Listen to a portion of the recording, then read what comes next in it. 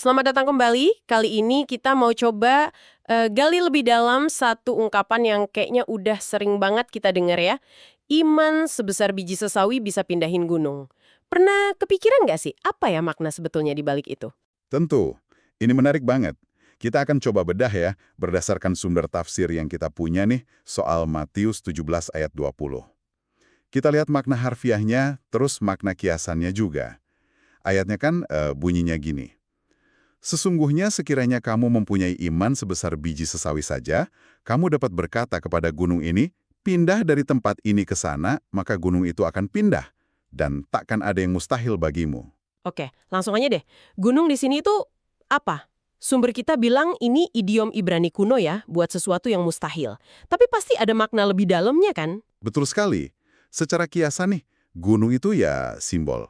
Simbol buat rintangan hidup yang rasanya, wah, gede banget. Susah kita atasi sendiri. Rintangan kayak gimana tuh contohnya? Macam-macam, bisa jadi masalah yang rumit banget, atau dosa yang sulit dilepasin, trauma masa lalu, ketakutan, ya pokoknya tantangan berat deh yang bikin kita ngerasa kecil, nggak berdaya gitu. Jadi nggak cuma masalah eksternal ya, tapi juga gunung di dalam diri kita. Oke, terus kenapa perbandingannya pakai biji sesawi? Itu kan kecil banget. Nah, justru itu kuncinya. Sumber kita ini menekankan biji sesawi itu kan yang paling kecil di zaman itu. Tapi dia punya potensi tumbuh jadi pohon yang ya lumayan besar lah. Oh, jadi kayak potensi gitu ya? Iya, ini gambaran iman. Nggak perlu yang awalnya tuh kelihatan hebat atau gimana. Yang penting itu murni, hidup, terus bertumbuh. Dan yang paling penting fokusnya ke Tuhan, bukan kehebatannya kita. Fokus ke Tuhan ya? Betul. Sumber yang sama jumlah ngunjuk ke ayat lain, kayak Markus 11:23 sama Zakaria 4:6-7. Intinya sama. Ini bukan soal kekuatan manusia, tapi roh Tuhan yang bekerja. Menarik banget kontrasnya ya. Masalahnya segede gunung tapi solusinya bisa dimulai dari sekecil biji sesawi. Nah, sumber kita juga cerita nih, ada kisah legendaris yang sering dihubung-hubungin sama ayat ini. Kisah keajaiban Gunung Mokatam di Mesir. Ah, iya. Kisah dari tradisi Koptik ini. Ini kayak menghidupkan konsep tadi ya. Jadi, latar belakangnya, menurut catatan History of the Patriarchs of Alexandria, ini kejadiannya sekitar abad ke-10 Masehi. Zaman Khalifah Fatimiyah Al-Mu'izz. Oke, terus gimana? Ada penasihat khalifah, namanya Yakub ibnu Kilis.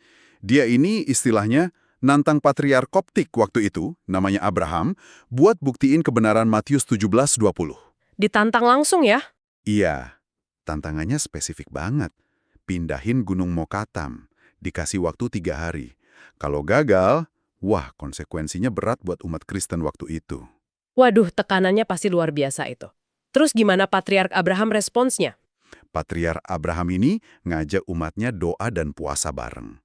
Terus dalam semacam penglihatan gitu, dia dapat petunjuk buat cari orang namanya Simon si penyamak kulit. Simon si penyamak kulit, siapa dia? Sumber kita gambarin dia sebagai orang yang, wah, rendah hati banget. Kerjanya bawa air. Tapi disiplin rohaninya kuat. Katanya sih sampai pernah mencongkel matanya sendiri. Hah? Serius? Iya, sebagai bentuk ketaatan ekstrim sama ajaran di Matius 5:29. Itu menurut catatan tradisinya ya. Oke. Terus pas hari hanya, apa yang terjadi? Nah, di hari ketiga itu, patriark, para imam, Simon, sama umat ngumpul di kaki Gunung Mokatam. Mereka bareng-bareng doa, berseru, Kyrie eleison, Tuhan kasihanilah kami. Lalu, Gunungnya pindah. menurut tradisi yang dicatat nih, pas mereka sujud, terus bangkit, diulang 3 kali, nah disitulah kejadiannya. Gunung Mokatam itu diceritakan bergetang hebat, terus kayak terangkat dari dasarnya gitu. Sampai cahaya matahari kelihatan di bawahnya. Habis itu turun lagi ke tempat semula. Wow, itu luar biasa kalau benar terjadi ya.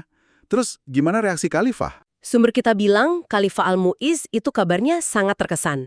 Dia mengakui kebenaran iman Kristen, terus ngasih kebebasan beragama. Termasuk izin buat perbaiki gereja-gereja.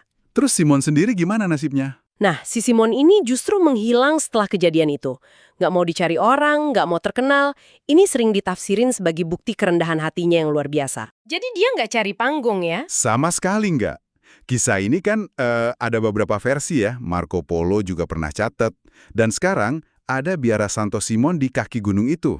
Oke, terlepas dari kita percaya ini kejadian harfiah atau mungkin lebih sebagai simbolis, pelajaran rohaninya kuat banget ya kayaknya. Banget. Seperti yang dirangkum sumber kita. Iman yang tulus, yang sungguh-sungguh, biarpun awalnya terasa kecil, itu bisa jadi saluran buat kuasa Tuhan yang besar bekerja. Jadi bukan besar kecilnya iman ya? Bukan ukurannya, tapi kualitas dan arahnya.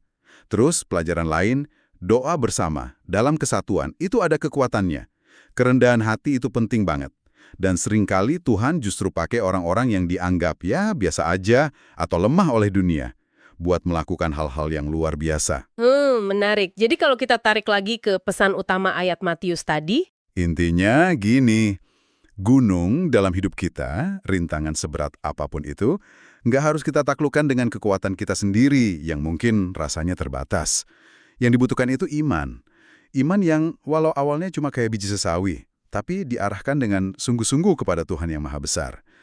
Nah, kisah Mukatam itu ya jadi kayak ilustrasi dramatisnya lah gitu.